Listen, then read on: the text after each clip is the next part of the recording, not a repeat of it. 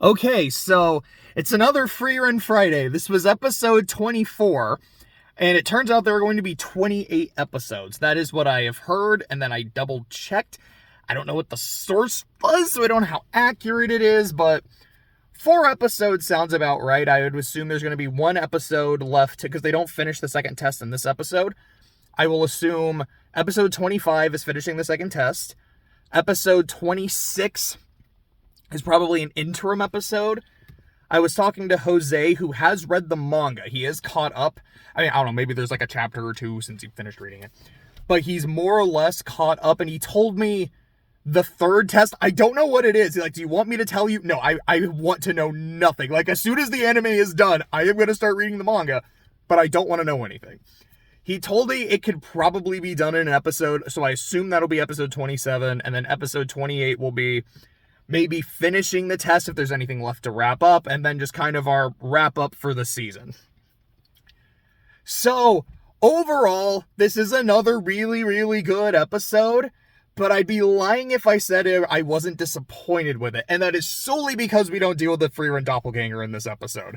I have been looking forward to this all fucking week. Was so excited to see this fucking mindless Frieren clone fighting a bunch of mages. Like, this sounds so fun. I can't wait to see this, and I have to wait another week. So, disappointed in that regard. Hopefully next week will be worth 2 weeks worth of waiting. But, the rest of the episode fucking slapped. There was this scene at the end of the episode with Orbital and his trio as they're fighting their doppelgangers, and the music was so good. Like, the music throughout the show, I think, is really good. But I specifically wrote in my notes, I was like, I have to mention this scene because the song playing was really, really good. But let's try to go through the episode in order. And the first thing I have to shout out is the opening, because I've been playing Persona 3 Reload, and so seeing, like, blue butterflies throughout the opening, I'm like, yeah, this is giving me Persona vibes. And then just noticing how blue the opening is. There's definitely a lot of other colors, but, like, I'm noticing a lot of blue tints and blue backgrounds. Boy, this is really this is making me want to play Persona. And not in a way where I'm like, I would much rather do this than watch Frieren, because I love me my Frieren Fridays. But I'm like, man, I'm getting my Persona. Like, I just played like 3 hours of Persona.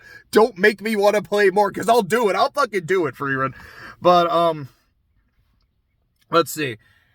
When the episode actually starts, there's a bit of a discussion about what these creatures are. They are I don't remember what the name of the monster was. It is a monster that reads the memories of everyone that enters the dungeon and then makes these perfect replicas based on their memories. They reference a monster earlier in the series. I don't remember what that was called either, but I remember when Frieren and Fern ran into it. Frieren had told Fern, this is a monster that will read your memories. It will take the form of someone you know, probably someone you love, and will make some kind of appeal to you. Excuse me. So it can kind of, I believe it's like drain your essence, but it'll be someone you know that you won't want to hurt. For Fern, it took the appearance of Heiter. For Frieren, it took Himmel's appearance. I believe when she had first ran into it, like, however, I don't know if it was 100 years, might have been something else. I think it took the form of her master, and now it was Himmel, and Frieren's like, that's interesting. It turned into someone different. I can still blast it. Like, I know it's fake, but that's interesting. You guys have adapted. I guess I've adapted too if you're adapting to me. Die. And I think that's fun. But they specifically talk about how the difference between these two creatures is this one's form is, I guess, more concrete. It is stronger. So, let's see. Yeah, that's the next scene.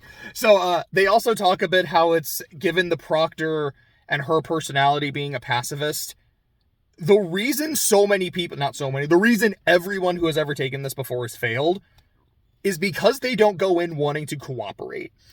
Most people go in and say, like, I'm going to do this alone, or, hey, it's kind of every mage for himself or herself or themselves.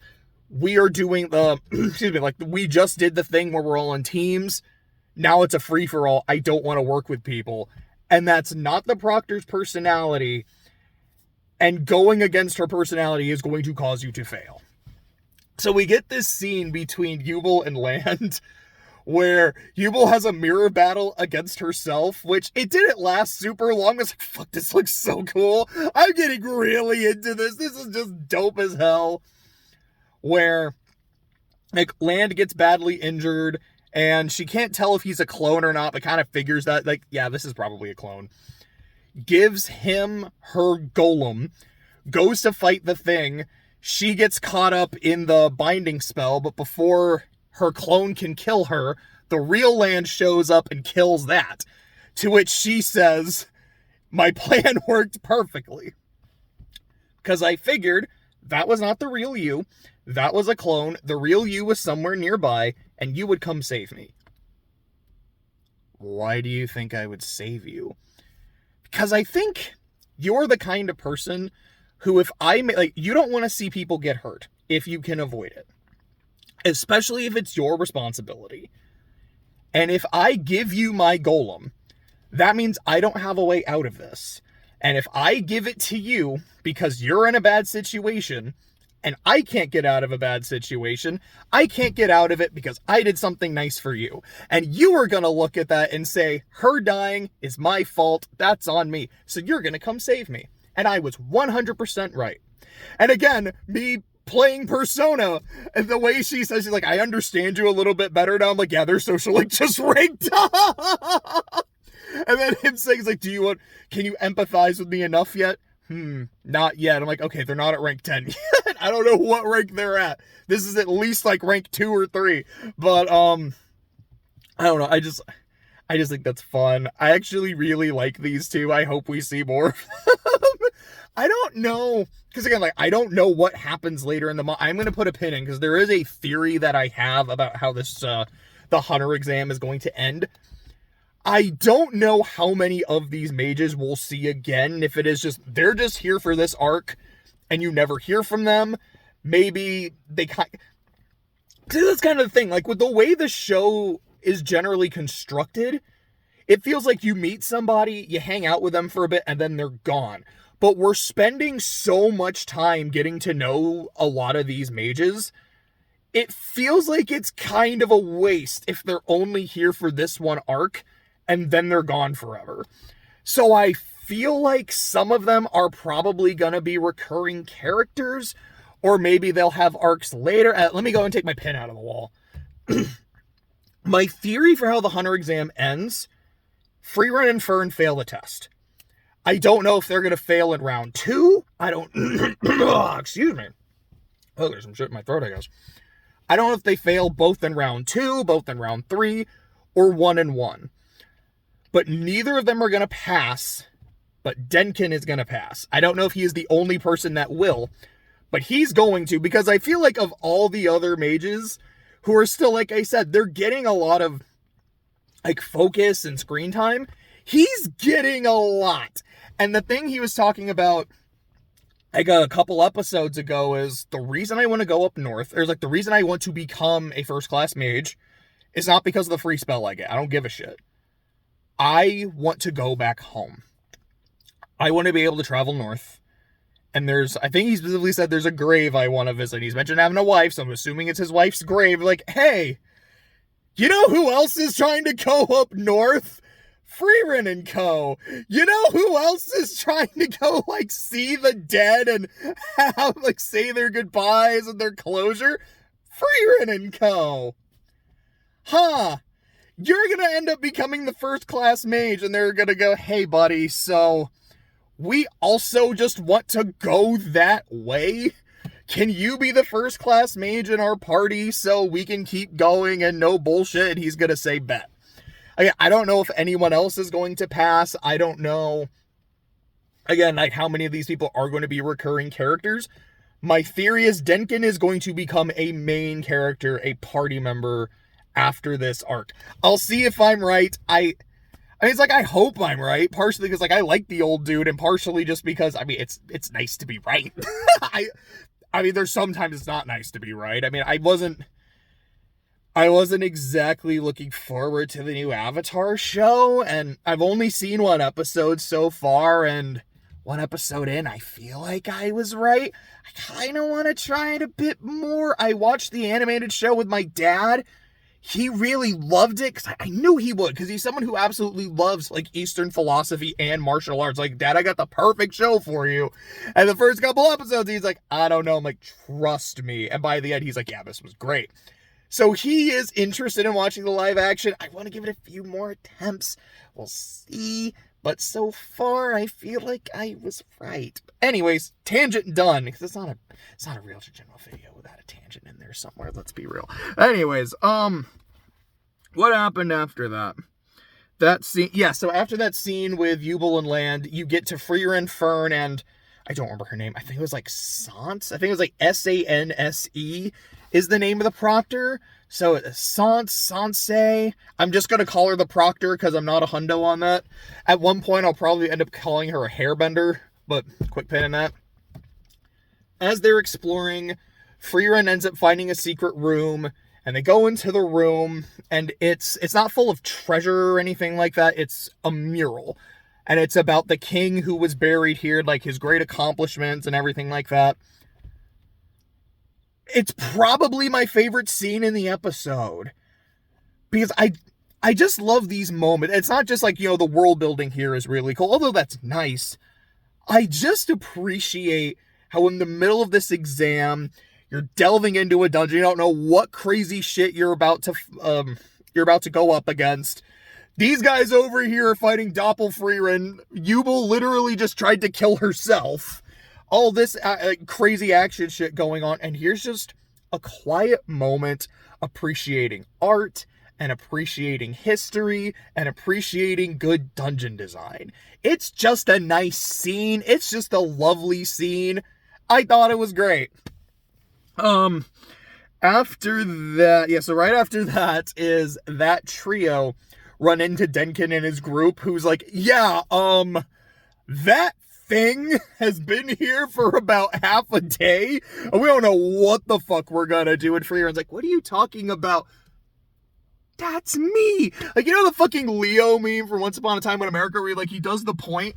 That's basically Frieren's reaction, because she's excited.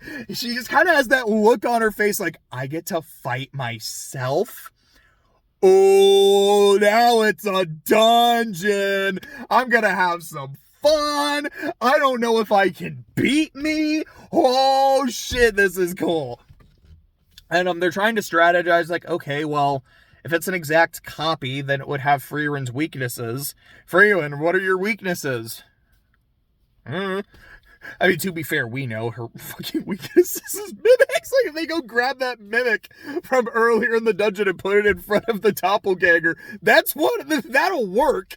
If that's actually, I'm like 99% sure that's not going to happen, but there is that 1% margin for error. But I would laugh so fucking hard if that's actually what happens. But they talk about how using, like, hypnosis magic, and what was the other one? They said, like, hypnosis, and I don't remember the other thing, but it was something similar to hypnosis. Or it was just they were discussing two different kinds of hypnosis.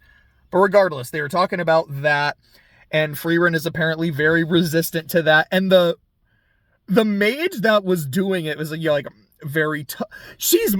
I remember in my notes, I called her the Ara mommy mage, because at one point she even goes like, Ara.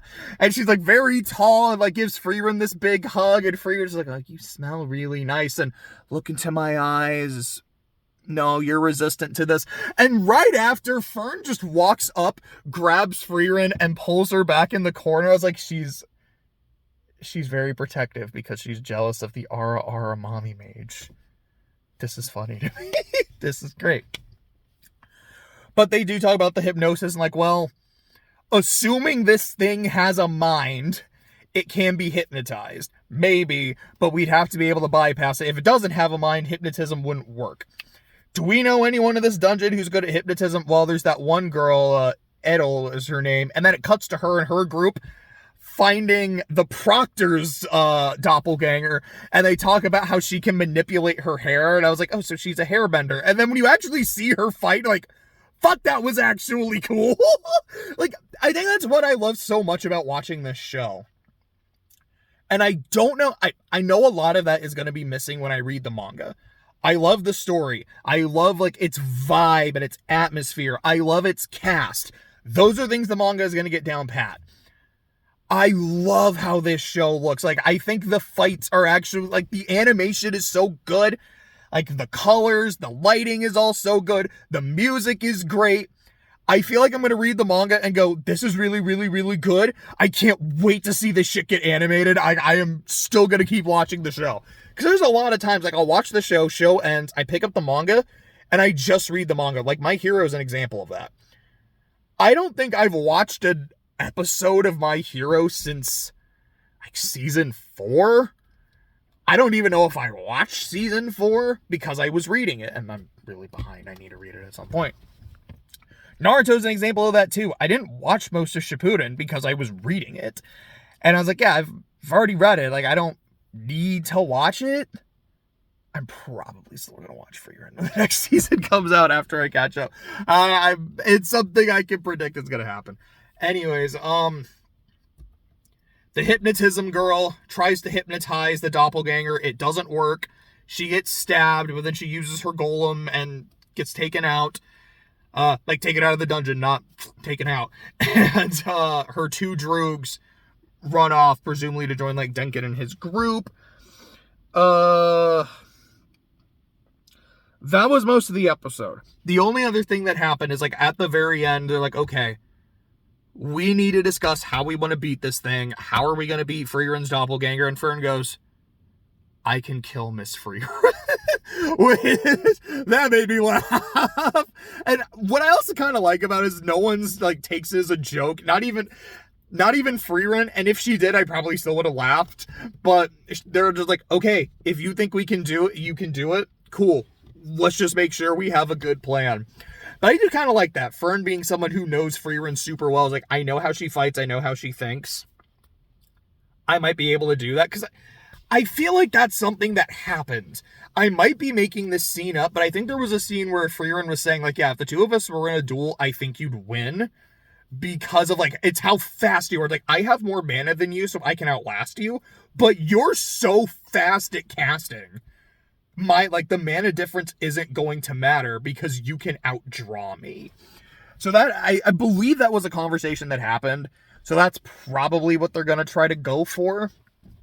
So I assume either Fern is going to get, like, 2 mana depleted or exhausted in the fight with Frieren and is unable to go to round 3, or Frieren takes so much damage from her doppelganger that she's unable to go to round, and maybe both of them go to round 3, maybe one of them does win, but it's still my theory that neither of them pass, so they have to rely on Denkin, who becomes the new member of the party, and I don't know, maybe Sign ends up rejoining.